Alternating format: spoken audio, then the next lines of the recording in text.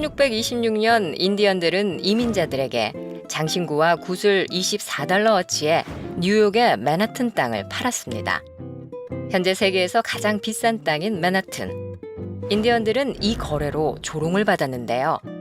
만약 그 장신구를 현금화해서 연복리 8%로 투자했다면 이야기는 달라집니다. 1988년 기준 24달러가 30조 달러로 불어났을 테니까요. 같은 시기 맨하튼의 감정가 281억 달러보다 훨씬 큰 금액입니다. 만약 인디언들이 금융 투자를 제대로 했다면 큰 이익이 남는 장사를 한 셈이겠죠. 우리가 성실히 열심히 저축을 한다면 부를 얻을 수 있을까요? 안타깝게도 대답은 노입니다. 90년대까지는 두 자릿수의 금리로 원금이 2배가 되는데 6년 정도면 충분했는데요. 요즘 2%대의 금리로는 무려 36년이란 시간이 걸립니다. 물가 상승률까지 감안한다면 실질 금리는 더 낮아질 테죠.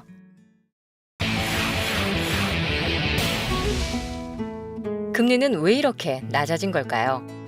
1950년대 누구나 갖고 싶어 하던 미제 라디오.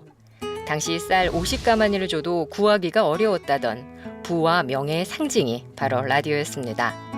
바로 그 라디오를 만든 미국의 전통 있는 가전회사 제니스를 동양의 한 회사가 인수한다는 소식이 있었습니다. 미국 가전업계의 자존심을 상하게 한 그 동양의 회사는 바로 우리나라 LG전자의 전신인 금성사. 얼마나 큰 성장을 이뤘는지 아시겠죠? 26만 톤짜리 배를 보기나 해봤어? 1971년 현대그룹 정주영 회장이 조선소 건설 자금을 구하기 위해 미국, 일본을 찾아갔다가 퇴짜를 맞고 마지막으로 간 영국의 조선기술회사 회장 롱바톰에게 들은 첫마디였습니다.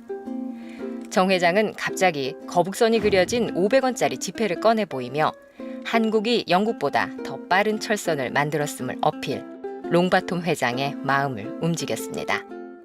그 후 10년이라는 짧은 시간 동안 현대중공업은 세계 선박 건조량 1위를 달성해 전 세계인을 놀라게 했습니다. IT 업계 역시 한강의 기적은 이어졌습니다.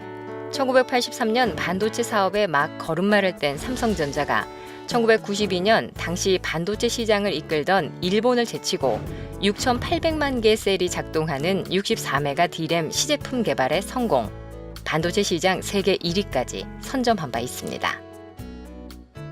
하지만 현재 우리나라는 간판 기업 삼성전자를 중심으로 저성장 기조가 이어지고 있습니다. 노동력 또한 부족해졌습니다. 1966년 공공기관에 일제히 내걸렸던 표어. 이 숫자는 3년 터울로 3명만 35세 이전에 낳자라는 의미입니다. 평균 합계 출산율이 6명이던 60년대. 당시에는 덜 낳는 가족 계획이 필요했습니다. 하지만 이건 옛말입니다. 출산율은 점차 줄어 현재 대한민국은 OECD 국가 가운데 가장 낮은 출산율을 보이고 있고 자연히 노인 인구는 늘고 청년층은 줄어드는 노령화 현상이 심해지고 있습니다. 이로 인해 경제 성장이 더뎌지고 시장 규모도 작아지고 있습니다. 저성장 중인 대한민국, 2018년 이후엔 오히려 하락할 것이라는 예측도 나오고 있습니다. 저성장은 저금리를 불러오는 법. 그렇다면 저금리를 극복할 수 있는 현명한 투자법은 무엇일까요? 그렇습니다. 원금 손실의 위험은 갖고 있지만 보다 높은 수익률을 기대할 수 있는 금융 투자가 답일 것입니다. 1997년 대한민국을 들썩인 IMF 사태. 이후 기업 구조가 개편되면서 기업의 투명성이 높아졌고 우량 기업과 워크아웃 기업의 구분이 쉬워지면서 투자자들이 비교적 쉽게 자본시장에 진입할 수 있게 되었습니다.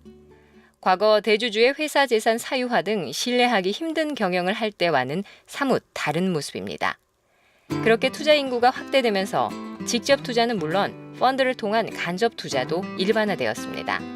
투자 환경이 과거에 비해 확연히 넓어진 것이죠.